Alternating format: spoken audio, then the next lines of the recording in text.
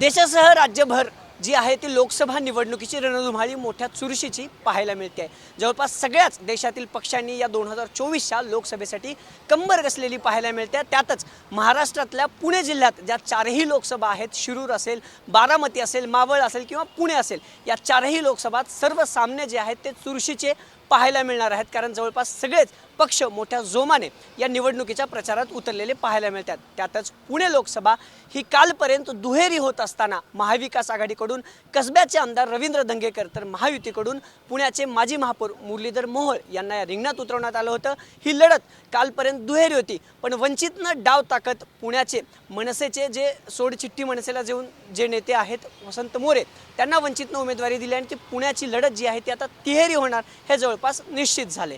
त्यातच पुणे लोकसभा या लोकसभेचा नेमका इतिहास काय, पुणे लोकसभेचं जातीय समीकरण काय आहे, तो 2024च्या पुण्याची लोकसभेची निवडणूक कुठल्या मुद्द्यावर हे उमेदवार लढतील, पुणेकरांचे नेमके प्रश्न काय आहेत, पुणे लोकसभेचा इतिहास काय, हे सगळं जाणून घेण्यासाठी आपल्यासोबत पुण्यातले काही ज्येष्ठ पत्रकार आहेत ज्यांनी गेल्या अनेक वर्षापासून पुणे महापालिका असेल, पुणे विधानसभा असेल, पुणे लोकसभा असेल, या सगळ्या निवडणुका अगदी जवळून जे आहे ते कव्हर केलेले आहेत. जवळून या सगळ्यांचं वार्तांकन केलेलं आहे आणि 2024ची निवडणूक पुण्यासाठी वेगळी काय आहे हे सगळं जाणून घेणार आहोत. आपल्यासोबत उमेश शेळके आहेत. सर, स्वागत आहे TV9 मराठीमध्ये.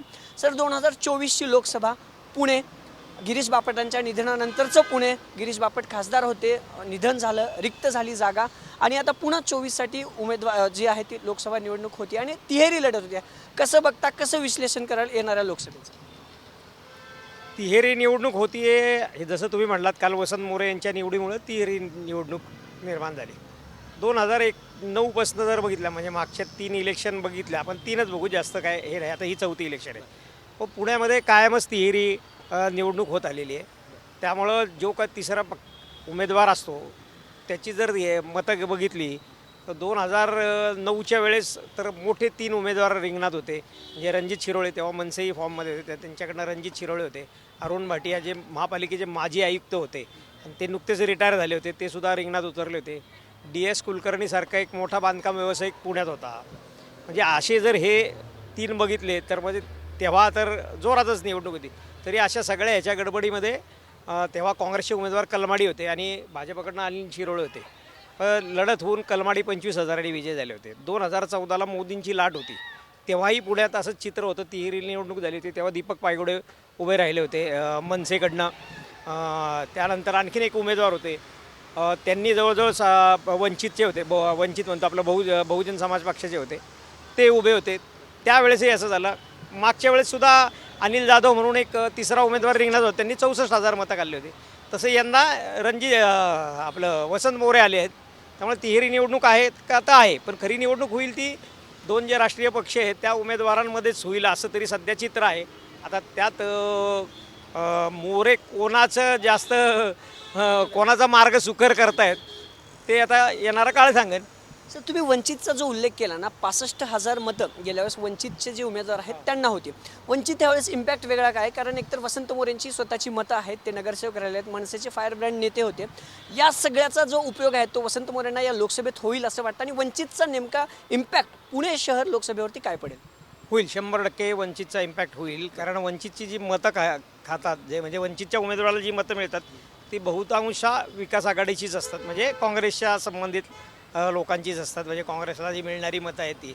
वसंत मोरेंचं दुसरं असं आहे की त्यांना वंचितची जी काय पुण्यात आहे वोट बँक आहे वंचितची, जर बघितलं तर जसं मी मागच्या वेळेस सांगितलं की 64,000 त्यांच्या उमेदवाराला मिळाली होती, तसं वंचितची काही मतं आहेत. वसंत मोरेंची वैयक्तिक काही मतं आहेत, प्लस त्याला सकल मराठा समाजाने जे काय भूमिका घेतली आता मराठा आरक्षणावरनं, मोरे हे सुद्धा स्वतः मराठा आहेत, त्यामुळं ते समाजाची मतं स्वतःकडं कितपत वळवण्यात हे बघतात. या सगळ्या ज्या गोष्टी ते आता हळूहळू चित्र स्पष्ट होईल. पण मनसेचे जे मोरे आहेत, मनसे म्हणतो आपलं वंचितचे जे मोरे आहेत, तर ते मतं घेतील ह्यात काय वाद नाही. आता ते घेतात किती, म्हणजे ते लाखभर मतं घेत आहेत का काय घेत आहेत हे आता येणारा काळच सांगेन. कारण कालच त्यांची निवड झाली आहे, कालच त्यांना उमेदवारी मिळाली आहे. त्यामुळे ते आता हळूहळू बघू, कारण अजून पुण्याची निवडणूक जी आहे ती बरीच लांब आहे. तसंच पांडुरंग सांडभोर देखील आहेत. गेल्या अनेक वर्षापासून सर तुम्ही ही लोकसभा पाहत आलाय. जातीय समीकरणं ज्याला म्हटलं जातं, जसं सरांनी उल्लेख केला की मराठा समाज आहे किंवा वंचितची वेगळी मतं आहेत. पुणे खरं तर उच्च शिक्षित शहर म्हटलं जातं. पुण्याला शिक्षणाचा पॅटर्न देखील आहे. जातीय समीकरणाचा खरंच या लोकसभेवर परिणाम होतो का आणि तो कसा होईल असं तुम्हाला वाटतं? मला वाटतं आपण पूर्वीपासूनचा इतिहास बघितला तर कुठल्याच एका विशिष्ट जातीचं उमेदवारच निवडून येतो असं काही पुणे शहरावर शिक्का नाही आहे. अगदी बॅरिस्टर गाडगीळ होते, विठ्ठलराव गाडगीळ. त्यांच्या आधीचाही जरी इतिहास बघितला तर गाडगीळ झाले, त्याच्यानंतर अण्णा जोशी झाले, विठ्ठल तुपे झाले, अगदी कलमाडी हे म्हणजे अगदी त्यांना पुणेकर कधीच मानलं नाही. ते पुणेकरच होते, पण बघताना त्यांच्याकडे कन्नड म्हणून त्यांच्यावर एक शिक्का होता. त्याच्यानंतर शिरोळे आले, शिरोळ्यानंतर बापट आले. हे जर सगळं बघितलं तर अमुक एका जातीचंच पुण्यात वर्चस्व आहे असं नाही, तर सर्व काही म्हणजे ओबीसी समाज आहे, मराठा समाज आहे आणि इतर जे काही फॅक्टर आहे, इतर ज्या जाती आहेत सर्व त्यांचाही मोठं हे आहे. आता जी निवडणूक होईल मला वाटतं ती केवळ जातीवर होणार नाही. आत्ता पुण्यातले जे आधीची जी लढत होती मोहोळ विरुद्ध दंगेकर, तर ओबीसी विरुद्ध मराठा अशी निवडणूक होईल अशा पद्धतीचं एक चित्र रंगवलं जात होतं. पण वसंत मोरेंच्या उमेदवारीने आता हे चित्र पूर्ण बदलवलेलं आहे. दोन मराठा उमेदवार आलेत आणि एक ओबीसी आला आहे. तर कुठंतरी मराठा म्हणून त्याचा फायदा जो यांना होणार होता मोहळांना, तो आता मला वाटतं वसंत मोरेच्या रूपाने जो काही मतदार असेल तो तिकडे डायव्हर्ट होऊ शकतो. पण किती होऊ शकतो हा पण महत्त्वाचा भाग आहे. कारण ओबीसीची काही एक गठ्ठा पडत नाही, तशी कुठल्याही मराठा समाजाची एक गठ्ठा पडत नाही. म्हणून जातीय समीकरणं फार काय महत्त्वाची ठरणार नाही आहेत. पण सर तुम्ही जसं सांगितलं की मराठा वर्सेस ओबीसी आहे, मग वंचितच्या येण्याने किंवा वसंत मोरेंच्या उमेदवारांनी नेमकी अडचण कुणाची होईल? खरं तर आपण शेळके सरांनी सांगितलं की वंचितने आत्तापर्यंत जरी इतिहास बघितला तर महाविकास आघाडीची किंवा काँग्रेस राष्ट्रवादीचीच मताधिक्य घेतली आहे. गत लोकसभा निवडणुकीत 64,000 मतं वंचितच्या उमेदवाराला पडली होती. त्याच्यानंतर विधानसभेच्या निवडणुका झाल्या. विधानसभेच्या निवडणुकीत शिवाजीनगर असेल किंवा पुणे कॅन्टोन्मेंटच्या ज्या 2 जागा काँग्रेसला गमवाव्या लागल्या होत्या त्या केवळ वंचितमुळं गमवाव्या लागल्या होत्या. म्हणजे तिथले दोन्ही उमेदवार 5,000पेक्षा कमी मताधिक्याने पराभूत झाले होते आणि वंचितच्या उमेदवारांना 10,000पेक्षा अधिक मताधिक्य होतं. तोच फॅक्टर आतासुद्धा आहे की वंचित हा काँग्रेस राष्ट्रवादीचंच मताधिक्य घातो. त्याच्यात वसंत मोरेंसारखा चेहरा आला की ज्याचा एक स्वतःची पण प्रतिमा आहे.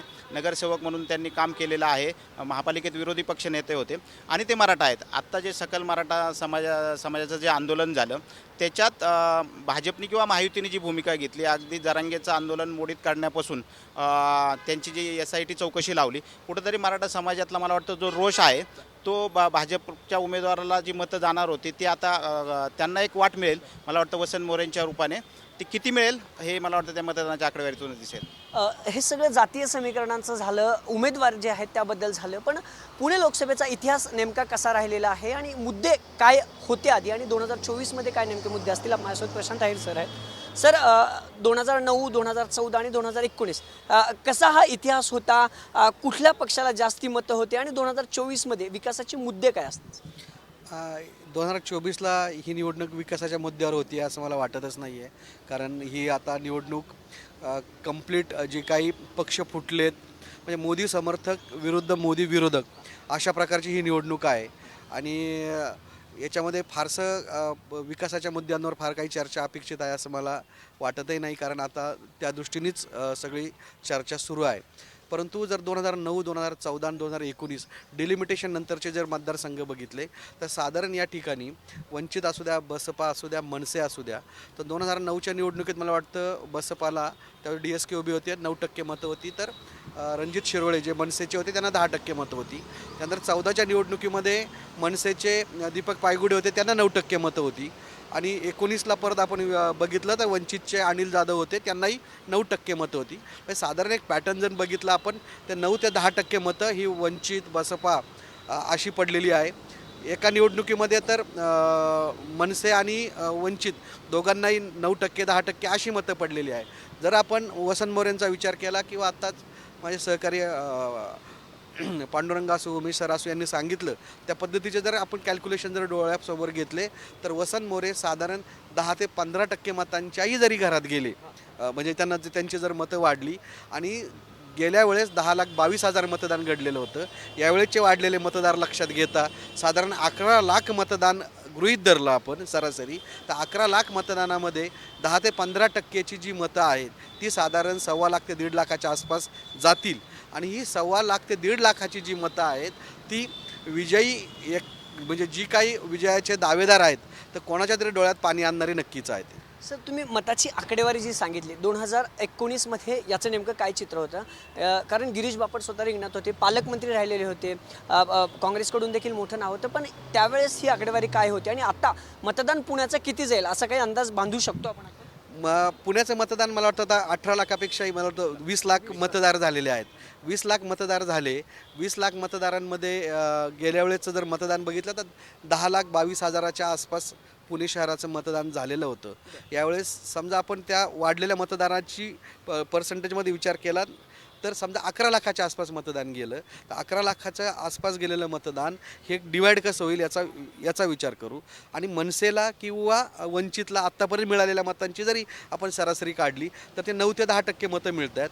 वसंत मोरे मराठा समाजाच्या असणं, भाजप विरुद्ध कुठंतरी एक सलग 2 निवडणुकांच्या अँटी इन्कम्बन्सी आहे की काय असं एक चित्र जे दिसतं आहे, त्याचा कुठंतरी एक वसंत मोरेंच्या रूपानं काही मतदार, जसं पांडुरंगनी सांगितलं की अध्यक्षांनी सांगितलं की जरांगेंच्या आंदोलनामुळं काही मतं ही कदाचित मोरेंकडे डायव्हर्ट होऊ शकतात, तर त्या मतांचा सगळ्यांचा विचार केला तर असं एक ग्रेस आपण पकडू की 10 ते 15%च्या आसपास हे वसंत मोरेंना मतदान या ठिकाणी मिळू शकतं.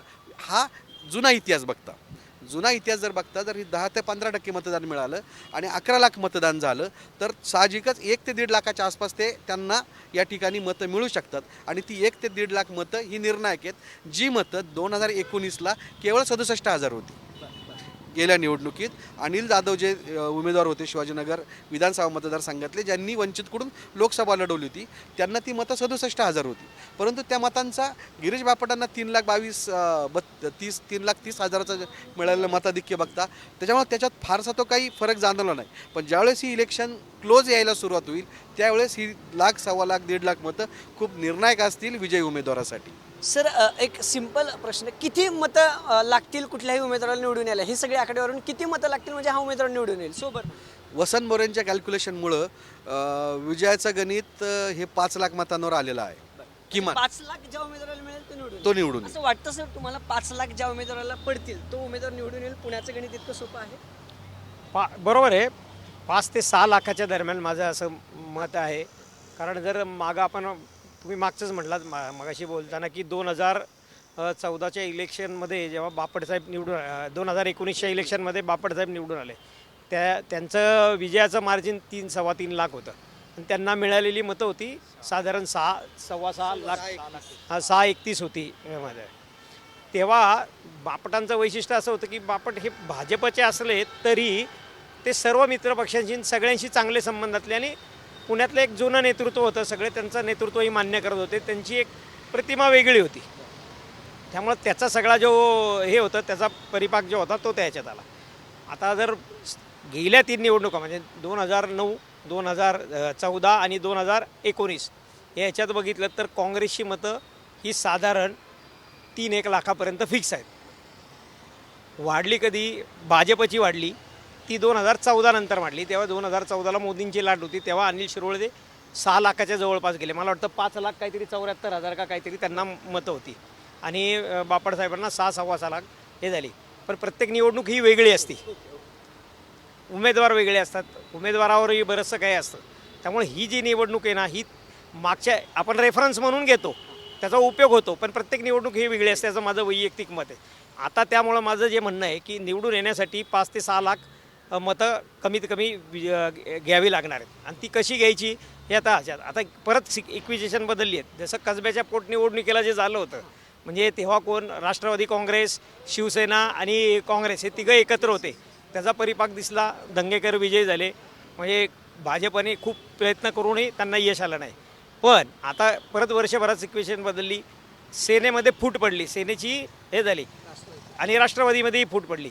पण ही फूट जरी पडली असली तरी यंदा पूर्ण शिवसेनेची ताकद जी आहे ती दंगेकरांच्या पाठीमागं आहे. कारण एकनाथ शिंदेंची जी सेना आहे तिचं पुण्यात फारसं ताकद दिसत नाही. याउलट NCPचं वेगळं चित्र आहे. पुण्यातली NCPमध्ये दादांना मानणारा गट मोठ्या प्रमाणावर होता, तो त्यांच्या बाजूला भरपूर गेलेला आहे. पण जे काही पवार साहेबांना मानणारा गट आहे त्यांची ताकद काही प्रमाणात आहे. म्हणजे हे सगळं जर बघितलं प्रशांत सर, मला असाच एक प्रश्न आहे. याआधी देखील असंच झालं होतं, खासदारांचं निधन झालं, पोटनिवडणूक झाली, काँग्रेसचा उमेदवार निवडून आला आणि परत लोकसभा लागली भाजपचा. तो इम्पॅक्ट याही वर्षी दिसेल, याही निवडणुकीत दिसेल. या निवडणुकीचं वैशिष्ट्य काय आहे की या निवडणुकीत ही पहिल्यांदा अशा प्रकारची निवडणूक होती आहे की दोन पक्ष फुटलेत आणि ते फुटलेले पक्ष म्हणजे 2चे 4 झालेत. तर तर मूळ काँग्रेसबरोबर 2 पक्ष आणि भाजपबरोबर 2 पक्ष. आता मूळ निवडणूक कोणाची आहे? काँग्रेसची आणि भाजपची. पण निवडणूक कोणाच्या खांद्यावर लढली जाते आहे? शिवसेना आणि राष्ट्रवादी.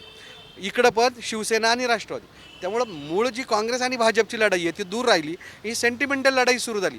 म्हणून म्हटलं की ही यावेळेची जी निवडणूक आहे ती निवडणूकच वेगळी. याचं अगदी दुसरं कारण का, दुसरं सांगू का? महापालिकेसारखं अर्ज भरण्याच्या तारखेपर्यंत ए बी फॉर्म देत आहेत. असं कधी खासदार केलं होत नव्हतं. म्हणजे इतकी जर काटाकाटीची किंवा अटीतटीची लढत असेल ही किंवा वातावरण असेल तर मला असं वाटतं की महाराष्ट्रासाठी ही 2024ची निवडणूक लोकसभेचीच वेगळी आहे. आणि लोकसभेचं चित्र बघता विधानसभेच्या निवडणुकीच्या तर अंगावर शहारे येतात. सर, एक शेवटचा प्रश्न. पुणे लोकसभा हा काँग्रेसचा बालेकिल्ला होता. सुरेश कलमाडींनी काँग्रेसचं खूप वर्चस्व आपण पाहायला मिळालं, पण त्यानंतर भाजप महापालिका असेल, विधानसभेत 4 ते 5 आमदार आले होते आणि आता लोकसभेत देखील आहे. याही वेळेस तसंच होईल, काँग्रेस गड खेचेल रवींद्र धंगेकरांच्या रूपानं. कारण संजय राऊत अनेकदा म्हणाले की आपल्याला निवडणूक जिंकायच्या त्या रवींद्र धंगेकरांसारख्या. मला वाटतं आपण दंगेकरांचं किंवा कसब्याचं उदाहरण देतो. ती पोटनिवडणूक होती. पोटनिवडणुकीतले त्यावेळेचे मुद्दे भावनिक असतात, स्थानिक राजकारण असतं. आता ही लोकसभेची निवडणूक आहे, त्याच्यात देशाचे पण विषय महत्त्वाचे ठरतात. पुणे लोकसभेचा एक इतिहास तपासा तुम्हाला असं लक्षात येईल की जेव्हा देशात ज्या पक्षाचा पंतप्रधान असतो त्या पक्षाचा पुण्यात खासदार असतो किंवा पुण्यात ज्या पक्षाचा खासदार असतो त्या पक्षाचा देशाचा पंतप्रधान होतो. हा इतिहास राहिलेला हा इतिहास राहिलेला आहे. मला वाटतं देशाचं जे काही चित्र आहे ते आता ह्या निवडणुकीत दिसेल. एक आहे की कुठलाही पक्ष एक 10 वर्ष किंवा 15 वर्ष सत्तेत राहिला की त्याच्याविषयी एक अँटी इन्कम्बन्सी तयार होती. भाजप 2014पासून सत्तेत आहे, त्यांच्याविषयी आता अँटी इन्कम्बन्सी झालेली आहे. आपण सातत्याने आकडेवारीचा उल्लेख करतो की आपण 2019ला गिरीश बापट 3.25 लाख मताधिक्याने विजयी झाले होते. पण लोकसभेनंतर 2019ला अवघ्या 3-4 महिन्यातच विधानसभेच्या निवडणुका झाल्या होत्या. तुम्ही ती आकडेवारी बघा.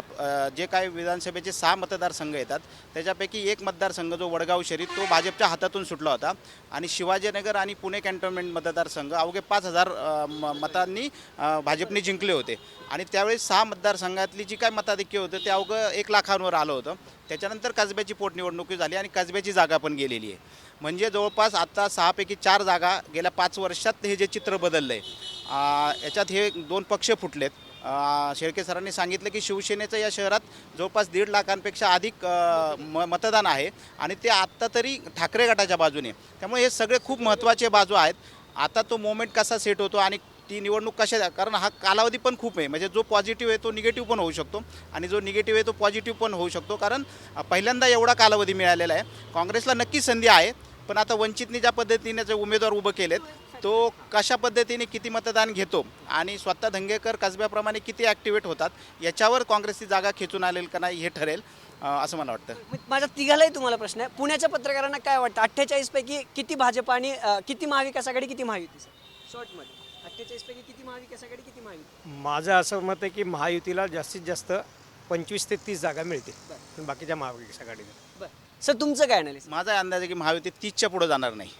अडकेल. म्हणजे मागच्या वेळेस 42 होते, आता अजितदादा बरोबर घेतले 2 खासदार. पण एकंदरीत महाराष्ट्रातलं जे वातावरण बघतात ते कुठंतरी महायुतीसाठी थोडं नकारात्मक आहे. त्यामुळे फटका महायुतीला बसेल. भले त्यांच्या जागा या महाविकास आघाडीपेक्षा जास्त असेल पण 30च्या पुढे तरी जाणार नाही असं एकंदरीत. किंवा 45 म्हणाले होते ते. तुम्हाला काय वाटतं, काय होईल? नाही सांगताय. सरप्राईज निकाल असतील यावेळेस. खूप निकाल सरप्राईज असतील निकाल खूप यावेळेस. कारण महाराष्ट्राचं म्हणजे वातावरण तापलं आहे. पारा 40 अंशावर पोहोचला आहे आणि राजकीय वातावरणही तापायला सुरुवात झाली आहे. परंतु महाराष्ट्राचे निकाल यावेळेस खूप धक्कादायक असतील असं दिसतंय. उमेदवारी तरी काय फारशा काय धक्कादायक दिसलेले नाही कुठूनच, महायुतीकडून नाही, महाविकास आघाडीकडून नाही, परंतु निकाल खूप धक्कादायक येतील असं मला दिसतंय.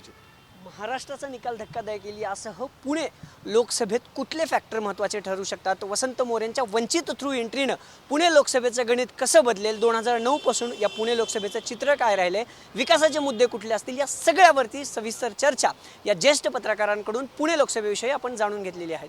कॅमेरापासून तुषार नानावरेसह अभिजित पोते, TV9 मराठी, पुणे.